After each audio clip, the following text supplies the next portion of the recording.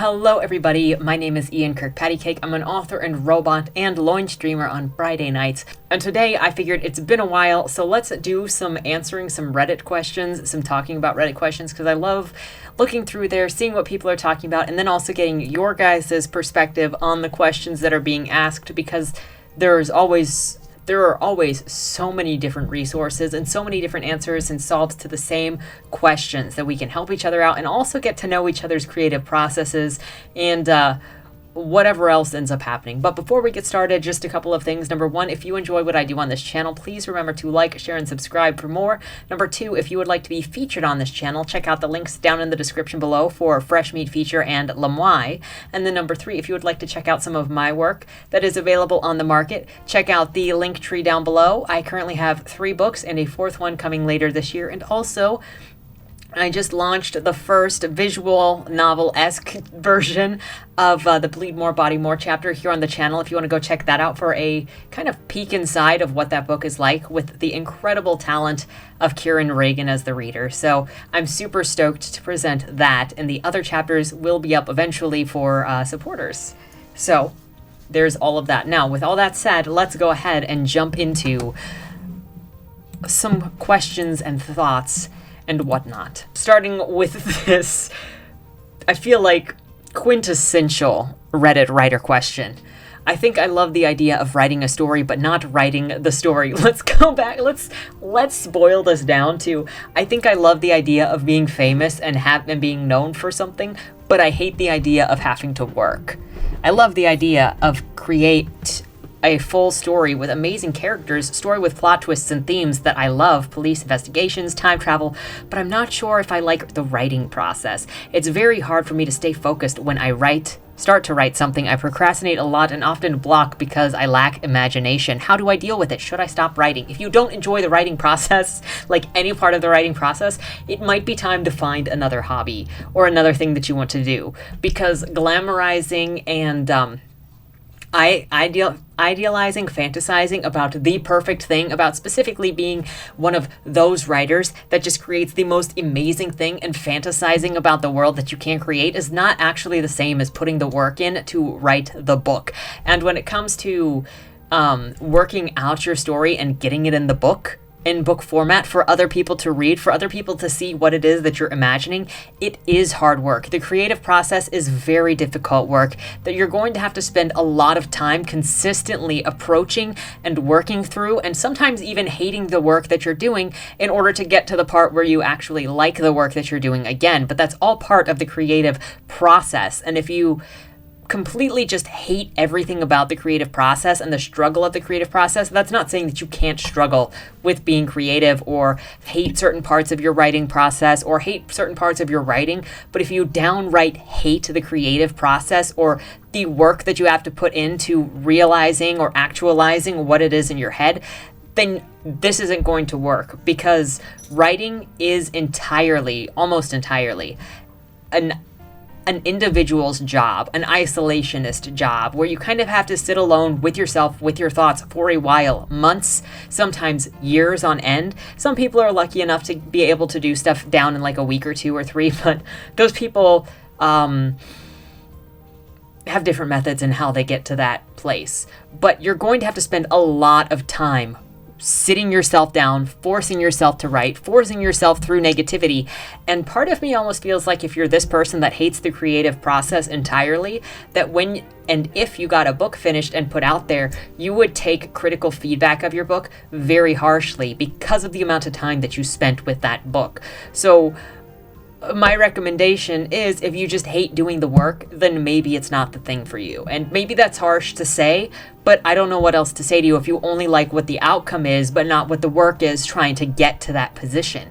Because you can't be this person with these amazing characters, story plots with twists and themes that you love without sitting down and doing the work, which is the creative process. But let me know what your guys' thoughts are. Practice books for writing better sentences. Most of the writers' help books that I have encountered are more centered on things like character arcs, plot structure, etc.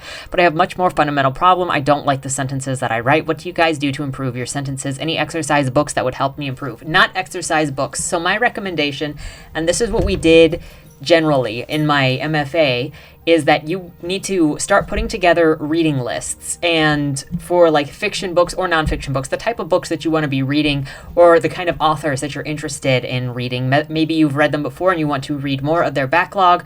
Maybe you've always been interested in this author. Maybe you've never heard of this author before, but you need to start putting reading lists together. And then when you're reading those books, have a highlighter ready.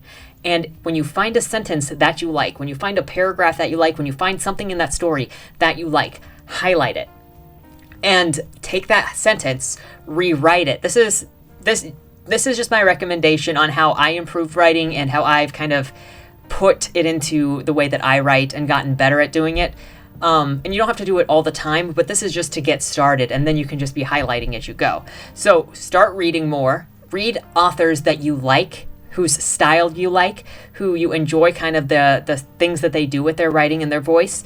And when you go through their work, highlight stuff that you like, even if it's just the impetus of, ooh, I like how they describe that. Then, once you have found sentences that you enjoy how they're written, or, you go, I like the way that this character is described, take it, rewrite it in a Word document, and then put into words why you think it is that you like that sentence. What about that sentence drew you to it that makes you think that this person did a really good job and made you like that? And I promise you, it sounds maybe kind of silly, but as you consider why it is you like that sentence and you put it into words by typing it down, you put it into yourself how to do this. And the more you do it, the more it sort of gets into your bones and your brain, that when you sit down to write, you'll start making these choices because you've sort of deconstructed what it is you like about those sentences that got you to have an impulsive response of, I like this.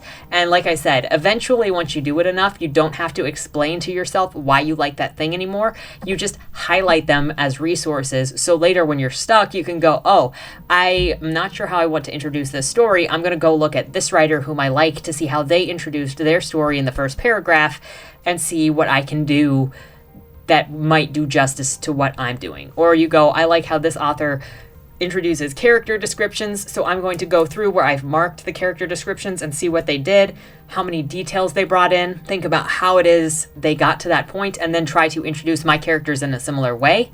And then you just keep going, and then once you come back around to it when you're revising, you'll be able to change it up even more. But just start to get that impetus for what it is that you like when you're reading, so you can start applying it when you're writing. I think that's way more helpful than any sort of how-to guide, because no how-to guide is actually going to tell you how to necessarily apply something exactly how you like it. It is all in the practice of doing what it is that you want to see. There's only so much explaining a process you can do before you have to actually just do it and do it and do it and do it until you get it. Getting started, beginning overwhelm. As a new writer, I need a bit of insight to the writing process. I have a general idea of the story that I want to write, but find myself getting too bogged down to the details to actually ever begin writing. For example, the research aspect of the story. Since the story location is taking place in an area that I'm not familiar with, I feel like I will need to spend days or weeks researching it. Also, the occupation of the main character, since I'm not familiar with the daily life of someone in this occupation/school requirements, etc. I know it's additional research will need to go into this. This is just a few examples. Meanwhile, I really just want to begin writing. I'm not trying to create a masterpiece. I just wanted to create a story I love. However, I feel the need for things to be accurate. Sitting down, feeling the urge to write, and then realizing that it's just going to have to go into research is destroying my writing process. By the end of it, I feel so overwhelmed, I just never actually write. Can anyone give advice/suggestions on this? So my suggestion would be to separate the first draft process from the researching process, because you can research as you're doing the first draft, really. But I would suggest that you just start writing and you leave yourself notes for anything that you want to expand upon or check for clarity on later. Because even when you're writing the first draft, you really don't want to do too much with your thinking brain, because that will slow you down on the creative side. The research brain and the editing brain are a different part of the brain than the just creating from scratch sort of brain, which gets a lot of people to slow down. Now, this is just my methodology and my understanding and the way that I interpret a lot of creativity. So if you do it differently, totally fine on you. All I can do is talk about the writing process that I have and how I approach it. So that's this is for you guys also to share your processes and thoughts and ideas on these questions down in the comments to give more ideas for new writers or people with these similar questions, thoughts on how to work through these issues. So for me is I just start writing the character. I start writing the locations. I get the least amount of information necessary I need in order for that character to exist. So if I'm looking at my character Kit, who lives in Nevada and who works near the Strip, he doesn't work on the Strip, but he works in Las Vegas. His parents own his aunt and uncle own a bed and breakfast that used to belong to a mobster.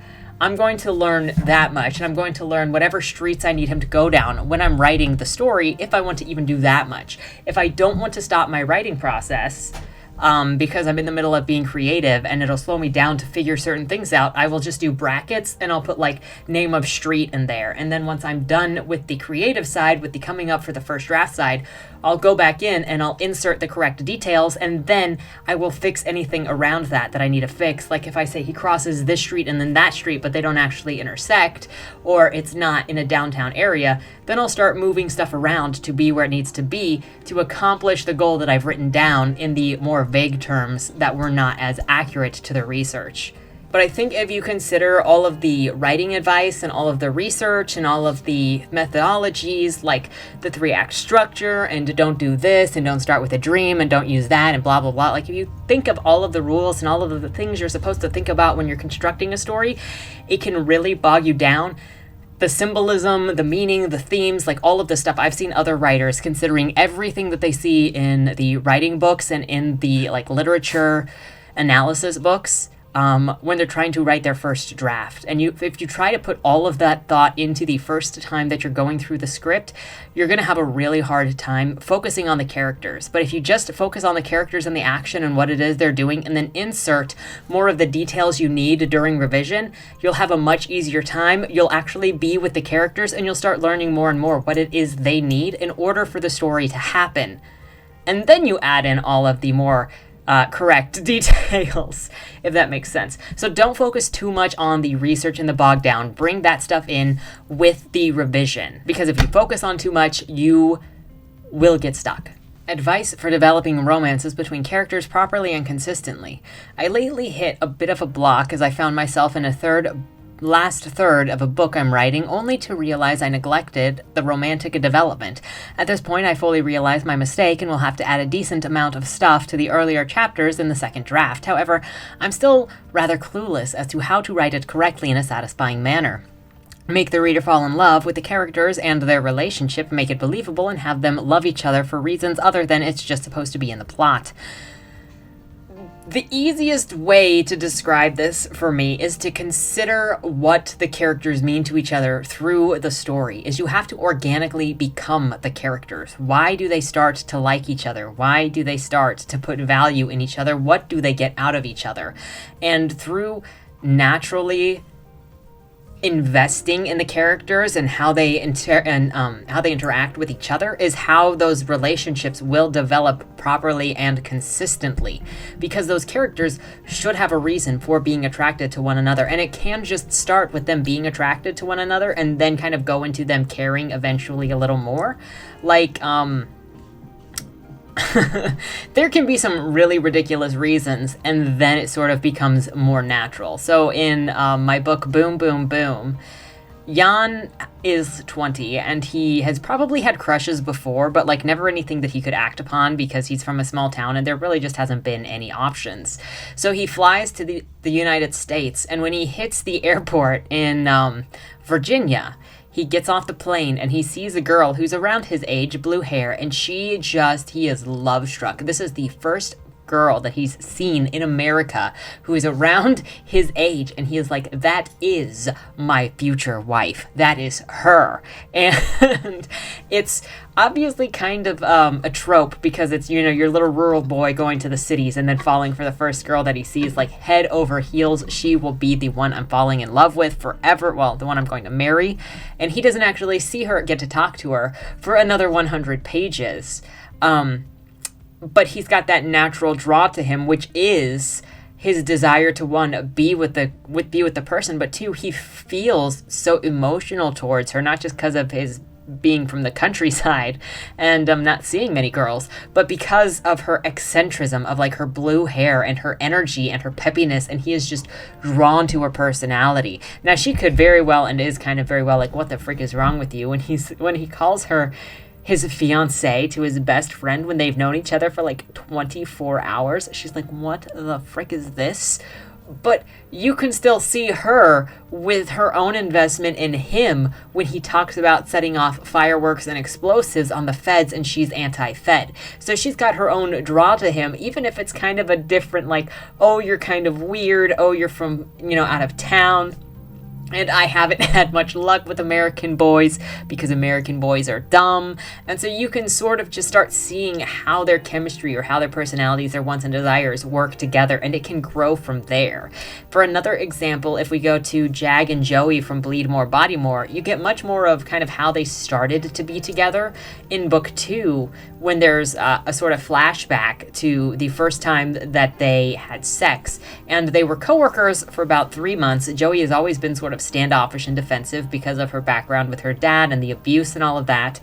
And her and Jag are behind at work. It's late at night, and they're trying to finish up the jobs. It's just the two of them, and Joey is exhausted.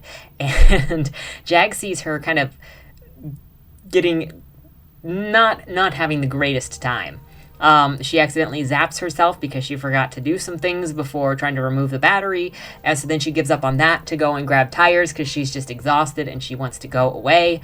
And he follows her into the tire rack room, and she can't lift the freaking tires off the rack. And so they bother each other. And he's poking at her because they've worked together for a couple of months, and she's always been sort of standoffish. And so he's trying to forge a relationship, like a friendship, with who his coworker is. And he also is from a troubled enough background, not as bad as her, but his dad was an alcoholic, and so there was some drama in his family, and so he recognizes what drama kind of looks like. And so he's talking to her, trying to get her to open up a little bit, making jokes, being honest himself to try to get her to open up if he's honest. And she does a little bit. And she invites him to do something sexy because she's looking for an escape at that moment. And so he starts taking off her clothes, and he sees that she is bruised up. She's got wounds. And he's the kind of guy that will see that and really care, even if he's not like emotionally invested in her yet. He's just a good guy, and he sees that she is hurting. But they don't have like an intimate relationship, so he's not necessarily going to probe her for it. And eventually how their relationship starts out is he is her comfort, and he doesn't want to really abandon her because they're, one, coworkers, but two, he just doesn't want to see anything bad happen to her. But as she continually relies on him for just sex to escape a couple of hours to feel good and not worry about, the abuse and going home and all of that, is their relationship over time just started to grow because there was that emotional reliance. And eventually, this being her coworker and being there to make sure that nothing really bad happened to her turned into this more intimate relationship where it's more than friends with benefits. It's just not titled, but they are monogamous. And so in order to develop romances between characters properly and consistently, you have to see what the character wants or sees in the value of that other character. And it can start off as non-romantic. It can start off as looking for romance. In both, as both cases show with Jan and with Joey, is they went into these relationships with completely different reasons. And obviously with Jan, it's like super speed because he falls for this girl in like 3 days. But that's how you would develop it with this story, is your characters early on, or as you go through the story, you don't necessarily have to insert a bunch of stuff throughout if you start finding where these characters are going to lean on other characters throughout the story. I can say when I was writing Bodymore 1, I didn't know that Jag was actually going to be Joey's boyfriend until I got through the first draft, and then I realized all of the signs were there, that they were much closer than it being he was flirting with her and going to ask her out, but that they had already sort of established that relationship without putting it into words. And so as you write the story, you might start seeing opportunities in order to insert more references or feelings that these characters are actually feeling something for each other, that you can then amp up with every revision and every edit, and that'll get you there, rather than trying to dump a bunch of stuff inorganically throughout the story, if that makes sense.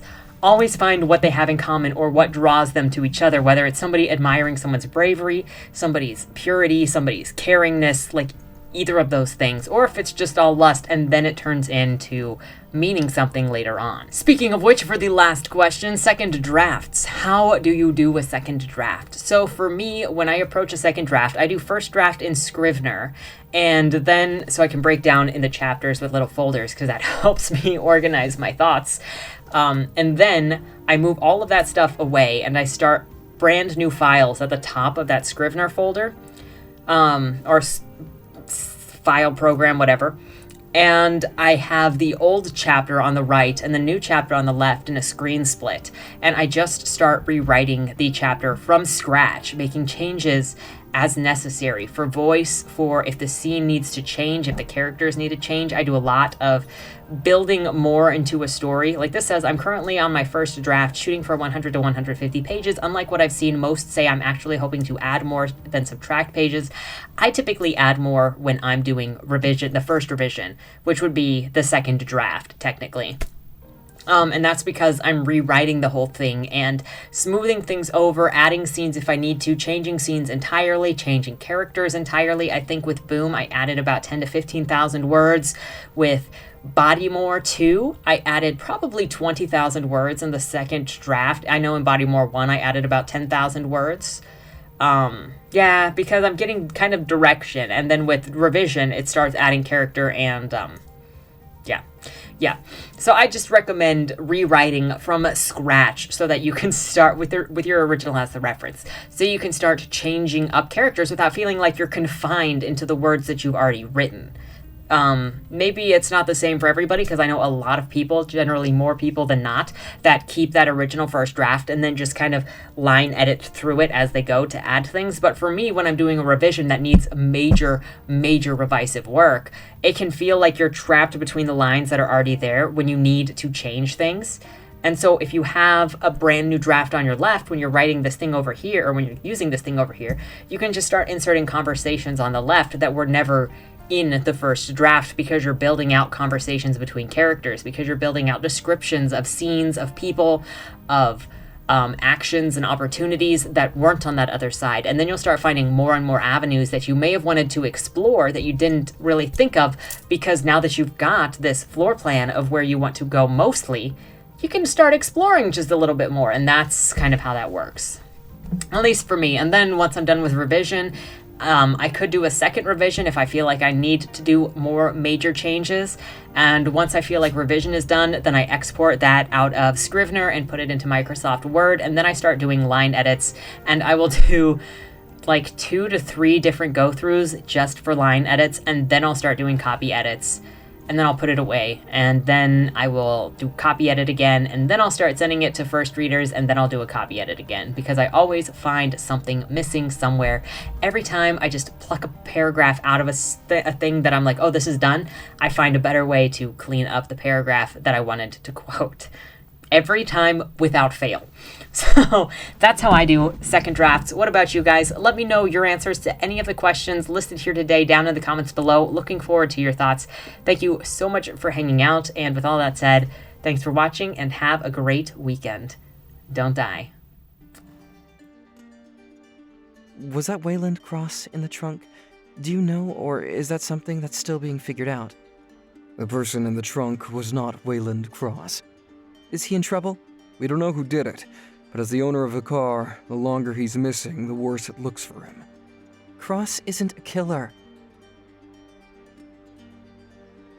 For the last couple of years, the average number of murders in Baltimore has been over 300, and it's been going up. Mind you, that's only whatever the badges count as official murder, and believe me, there are people that don't count when they die. Wayland? If you're down here, tell me. I'm not talking to the badges, I've been looking for you. They found a body in your trunk. Why? Did you do that? To the left, plain black letters read along the wall, "You walked in the corridor." Once that ends, "You chose the dark" is on the right. My vision goes blurry, flickers black and black and black for longer intervals until I can't see anything at all. I'm not screaming anymore, but my voice echoes back to me. Where the hell am I? You're dead, Josephine.